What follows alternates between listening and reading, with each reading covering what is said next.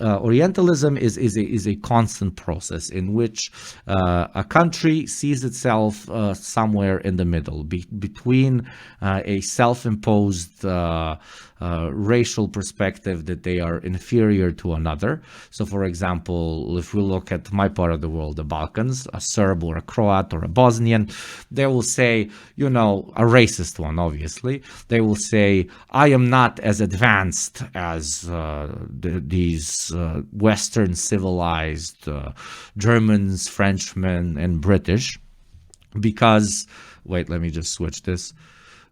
Because I have a self-internalized notion of lower self-worth. But even though I am far too inferior, I am also not as bad as it could be. Thank you, Teikiro, for another gift sub.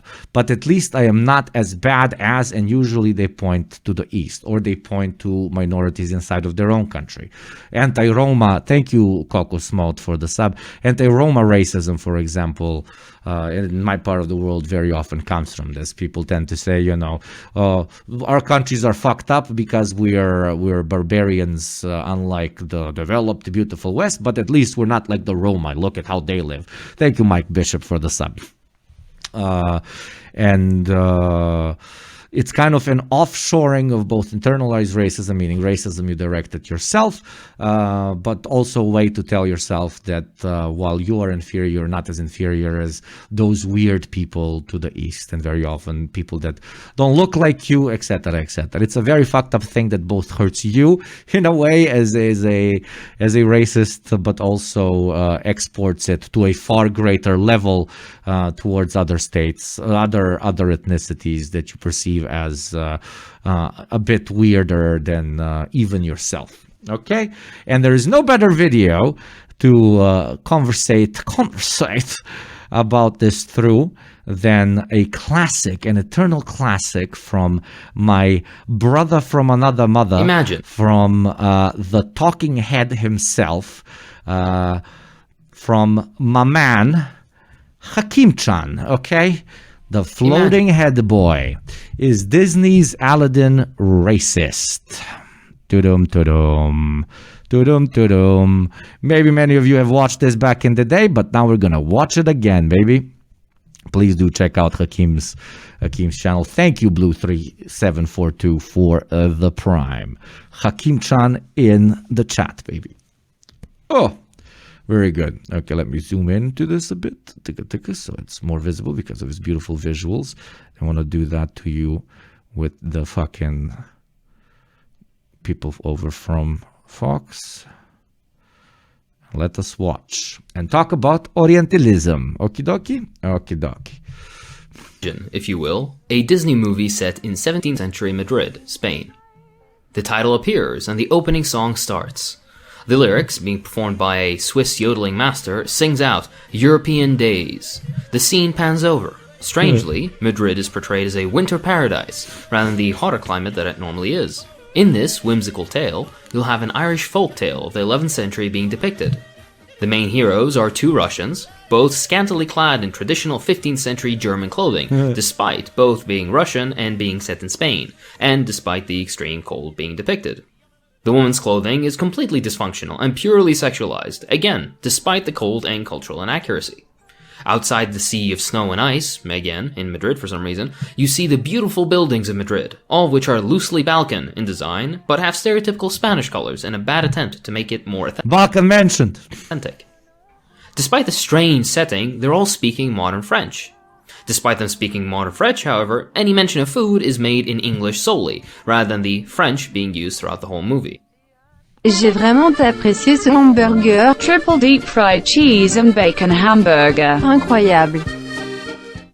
All non-main characters are incredibly offensive stereotypes of Germans as overly controlling. The French... This might sound like over-the-top fucking memeing on Hakim's side, but it really is not.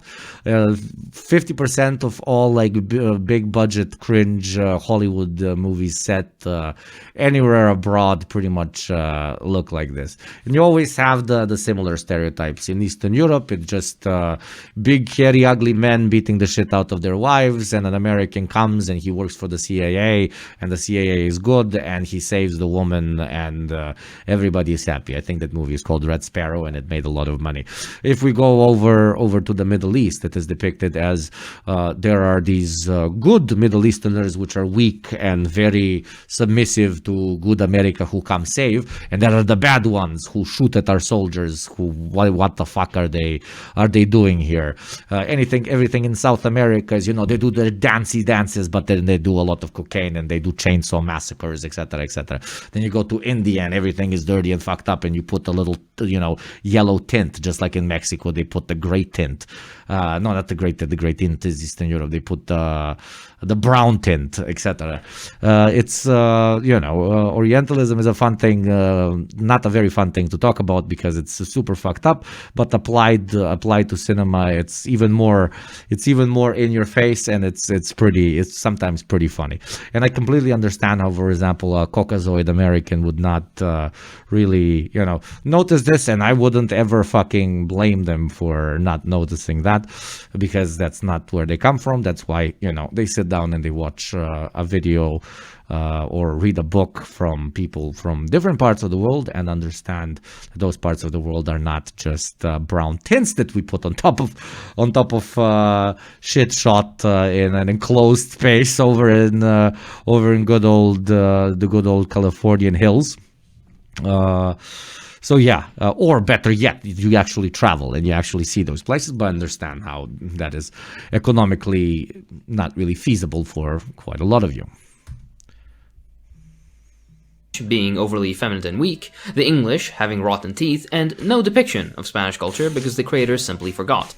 The ending is a touching romantic wedding that takes place in a Dutch windmill by a tulip farm, because Spain has a lot of those. This film is widely acclaimed and beloved by third world children the whole world over, and shapes their ideas of what Europe entirely is over the rest of their lives. Does any of this sound ridiculous? Well, that's exactly what happened with Aladdin, but the inverse. Even with that said, this is still more culturally accurate to Europe than Aladdin ever was to the regions it attempted to simulate. Exactly. I would normally put footage here, but Disney will obliterate my channel from outer space for even using like 5 seconds, so I'll refrain. Regardless, as far as Western depictions of other cultures goes, their track record is mixed, to say the least. From depicting the genocidal encounter of Europeans with Native Americans in a rosy and romantic light in Pocahontas, to the disgustingly, and I mean disgustingly inaccurate, insensitive, and outright racist depiction of, well, everything in Aladdin. Ah yes, Aladdin. Well, Aladdin, as it's properly pronounced. No. Oh, but no, that is scary. Aladdin. Holy fucking shit. Aladdin. Sounds like some guy in Iran we need to shoot. Known for its catchy tunes, funny Robin Williams quips, and of course, Disney's most sexualized depiction of a Disney princess before or since. What frequently flew over most Western audiences' heads was not only the rampant sexism of the movie, but the overbearing racism too. Let's take a step back and explain why. The movie, made in 1992, was produced right at the tail end of the Gulf War. Being originally set in Baghdad, that was quickly changed as a result of the... Yeah, the main guy in Dictator was called Aladdin or some shit. That's funny. Aladdin. overwhelming anti-Iraqi sentiments of the American population. As a result, Baghdad became Agrabah, a fictional depiction of the Orient. Its original setting is important because it lets us know that to the writers, of which none were even remotely related. And that is an additional point that needs to very much so be made.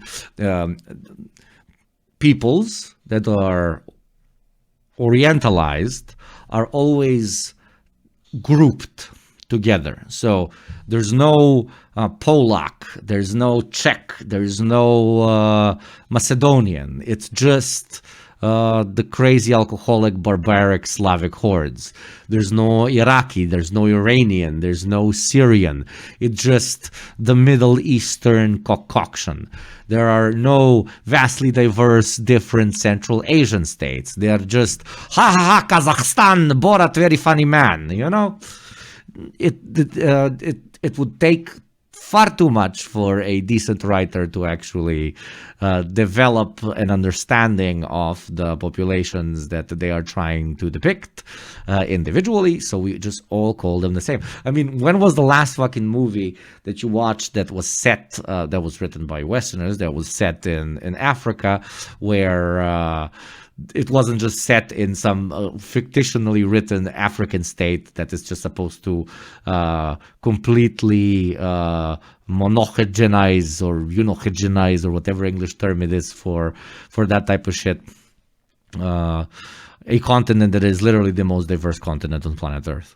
But no, they're just African, they're just Africans, and can't you just see, they're black, okay? It's just the same fucking thing. Fucking the Arabs just have the fucking thing on their head. That's all the fucking same. Oh, there's Kurds, oh, there's Persians. Oh, man, I can't fucking write this shit. What the fuck? Just fucking Orientalize that shit and let's go. The culture they're attempting to depict, every part of the Orient is interchangeable, from Morocco to Bangladesh. In fact, they specifically used 19th century Orientalist paintings in order to get the general feel of the Orient. Yes, rather than visiting, or better yet, getting advice from people specialized in the field of architecture. No. We'll use paintings from fucking 17th century Europeans. That sounds fucking great. Different historical periods, they went to other white people who never visited Iraq, India, or anywhere else for what they thought those places looked like. Everything about the movie falls in a range of inaccuracy. The names, dress, architecture, actions, everything. We'll get into all of that in a second. What exactly is the reason for this sort of depiction, though? Disney has been known to do at least a little better, especially when it comes to depictions of European folk stories. Well, it really starts and ends with Orientalism. Orientalism, as a formulated concept, was developed and built upon primarily by Edward Said in his seminal work titled, unsurprisingly, Orientalism. Within this groundbreaking book, Said describes the view of the West, the Occident, and how it looks at and examines the East, the Orient. Essentially, rather than treating the massively diverse nations, cultures, religions, languages, and peoples of these far-flung lands, instead the imperial governor and those servile to colonial power, European artists, quote-unquote researchers, etc., simply draw up a caricature, their own mysticized view of those peoples, religions, and lands, either attacking, critiquing, or simply being enamored by that made-up false European depiction instead of reality. It makes a desire of not wanting to understand different societies and cultures, and places a heavy-handed Eurocentrism at the top. And this very same Eurocentrism and the era of the internet and the era of cultural Western hegemony sometimes directly impacts the way the locals start seeing themselves. It's a kind of snake eating its own ass, where a kid growing up in any non-classically defined as Western part of the world grows up consuming this sort of content, and they start adjusting to the Western image of what they're actually like, and they start taking up some of those tropes for themselves, even though those tropes are coming from all the way from abroad. And let's not even talk about the diaspora people that are actually living abroad, that are second generation immigrants, etc., are starting to completely take up the Western image of who they are. Supposedly superior to all else. It doesn't apply to Arab lands only, either. East Asia, the Caribbean, Western Africa, all cultures foreign to the Occident can be orientalized, caricaturized, and subsequently either vilified or drowned in infantilizing fascination, depending on the political moods of the time. Disney's Aladdin is replete with Orientalism. In fact, I'd say it's one of the most popular examples of Orientalism in practice. Let's take a look then, shall we? The very beginning of the movie starts off with the trope of Oriental-sounding music, fairly inaccurate, especially to the time and place being depicted, over a desolate desert landscape. That, too, is a common trope.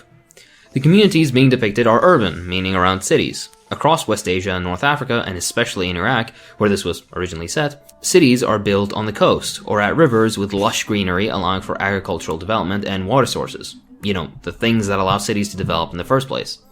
Baghdad itself is built on an alluvial plain, but no, the entire movie is depicted as a tyrant's impossible city in the middle of the desert. Let's continue. The lyrics begin with a lovely line where they cut off your ear if they don't like your face. Yeah. Disney changed this line, of course, a year later, but not the one right after, which states it's barbaric, but hey, it's home. Of course, playing off of some strange orientalized assumption. It's barbaric, but hey, it's home. These people understand that they are living in a shithole, but yet they stay because they do not have the opportunity to leave and come to our great Western developed lands. And when they come, also, fuck you, why the fuck did you come? The absolute schizophrenic behavior of Western monoculture is beautiful. About the barbaric and backward law, or, better yet, lawlessness of these exotic and faraway lands. This itself is reinforced in the movie, when Jasmine ventures into the city and naively takes an apple from a stall. By the way, 420 subs, and we're reading the fucking cat. You're getting cats. 420 subs. We're getting some cats from the cat book. Just so you know. When a merchant, assuming she's a thief, immediately brandishes a scimitar and almost chops off her hand before Aladdin comes to the rescue. What a strange and barbaric custom, right?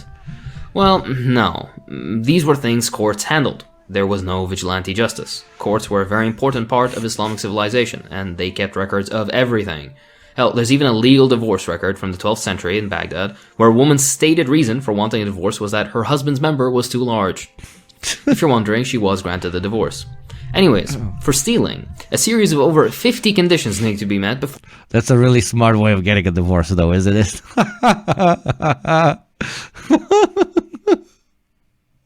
Dude, if you want to let down a penis-having person, no, specifically a cis male, let's be fucking honest, because they're really obsessed about their fucking cock size, don't go with the direction of, hey, it's not you, it's me. Don't go with the direction of, this isn't working out, or something as direct as, you're the problem. Just literally tell them, I can't be with you, your cock is too big. That is the best way of fucking putting down a cis dude. Fucking perfection. Before the law would apply. Islamic law was built around preventing the crime, with the actual punishment being rarely implemented, if at all. Regardless, after those lovely lyrics of how barbaric home is, you're immediately met with the confused architecture of the Orientalist mind. Baghdad, and urban Arab cities and beyond, were cities of palm trees and greenery, but I dare you to find a single depiction of a tree in the city. In fact, after numerous attempts at subconsciously informing us that this is a supposedly Islamic land from an Orientalist's mind, from sexualized veils to references to the Arabic word Allah rather than the English equivalent God, you don't see the historical follow-up.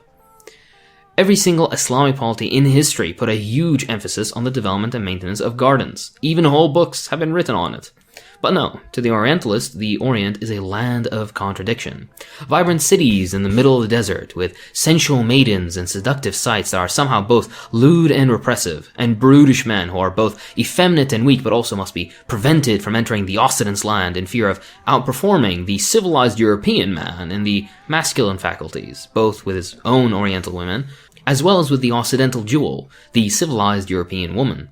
Exactly. It always lives in this balance between the barbarian animal, but also the weak and unintelligent that we pity, but we also fear, that we look away from, yet cannot get enough of. The orientalized image of the foreign, which is so different and strange that we are fascinated by it, but very importantly, want none of in our towns. It's a nonsensical view, but that still doesn't stop them. Moving along, as you view, or let's be honest, they're afraid that their dicks are bigger, the city, you cannot miss what's right in the center. A particularly bad reimagining of the Taj Mahal. A beautiful example of Mughal architecture of the 17th century, set in a city half a continent away, whose cultural tradition was not only different, but also set and depicted 500 years before the Taj Mahal was even built. With all that said, Orientalism makes it so that you don't see something wrong with this picture, unless you're more familiar with the setting. Let me contextualize it a bit. The distance between Agra, where the Taj Mahal is, and Baghdad is around 3,300 kilometers. The distance between Cairo and Stockholm is 3,400 kilometers. The distance between Moscow and Madrid, too, is around 3,400 kilometers.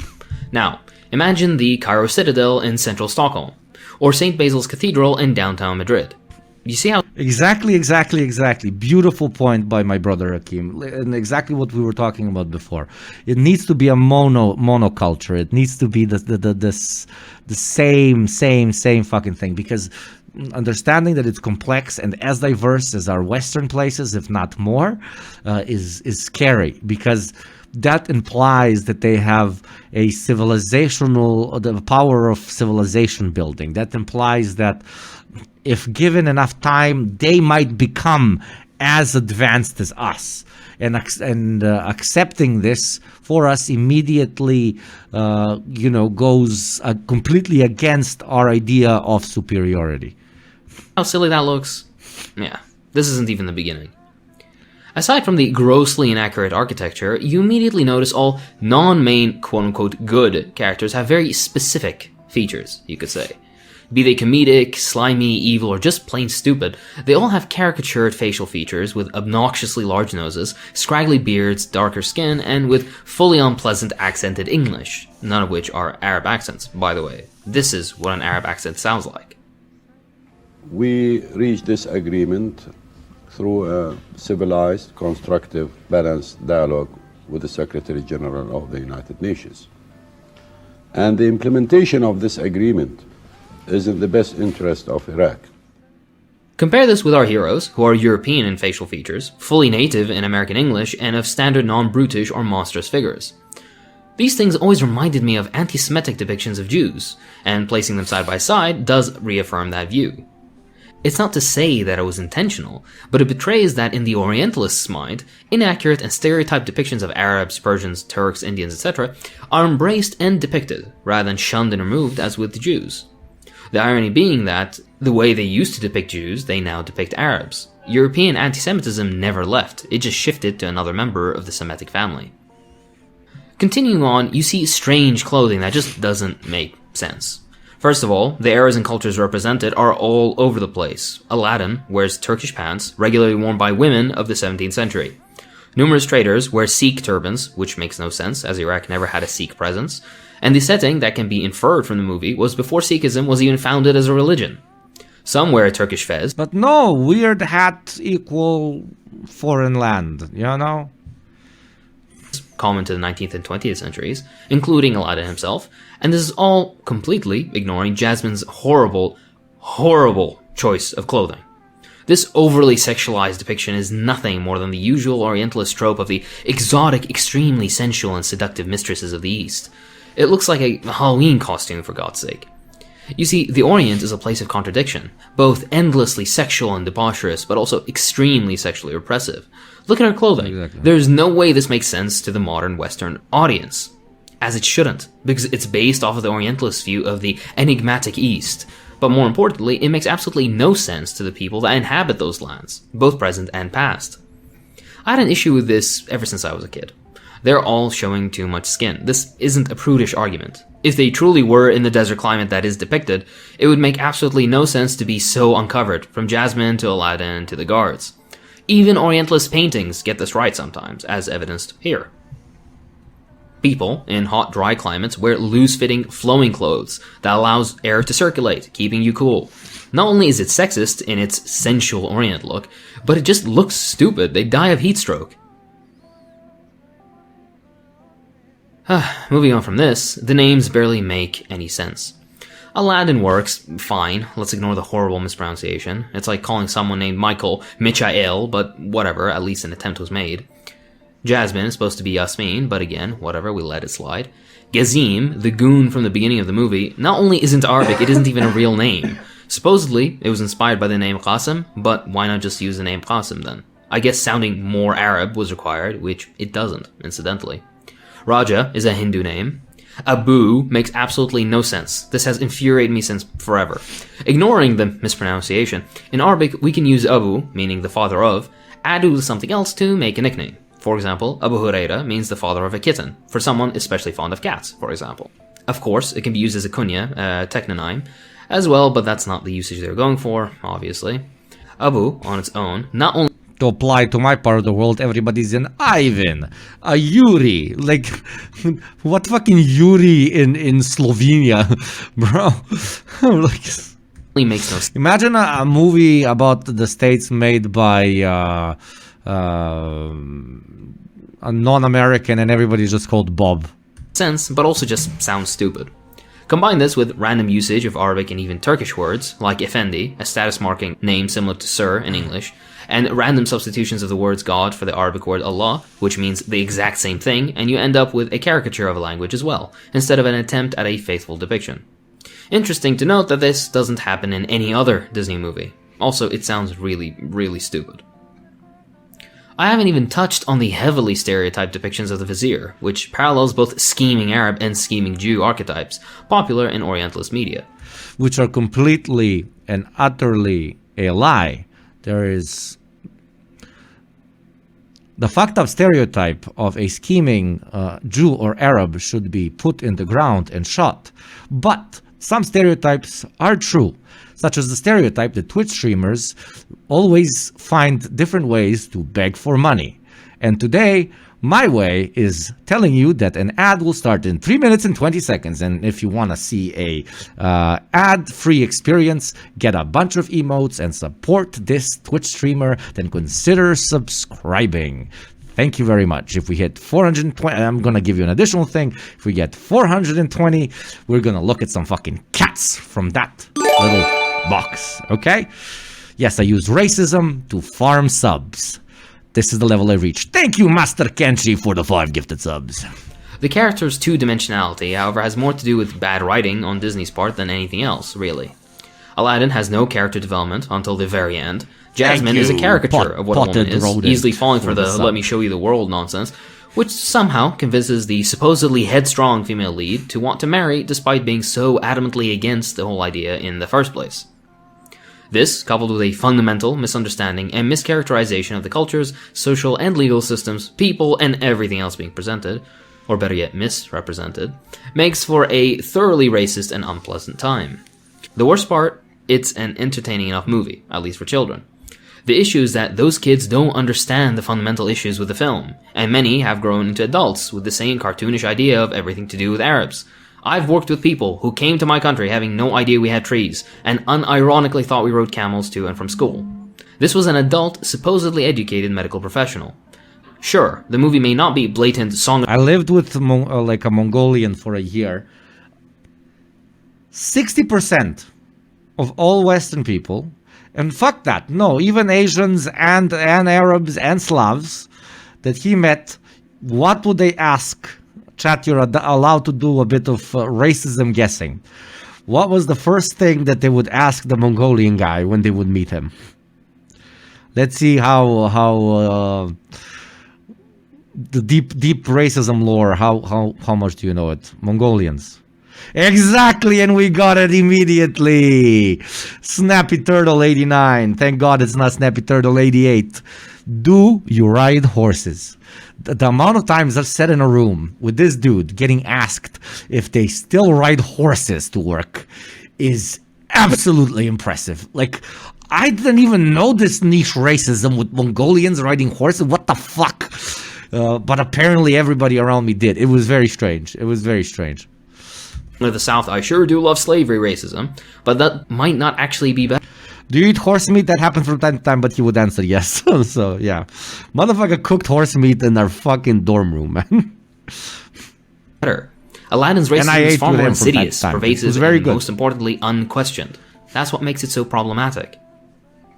This, of course, is reinforced by the bipartisan support for the bombing of Agrabah, a fictional city in a fictional land, by the American public.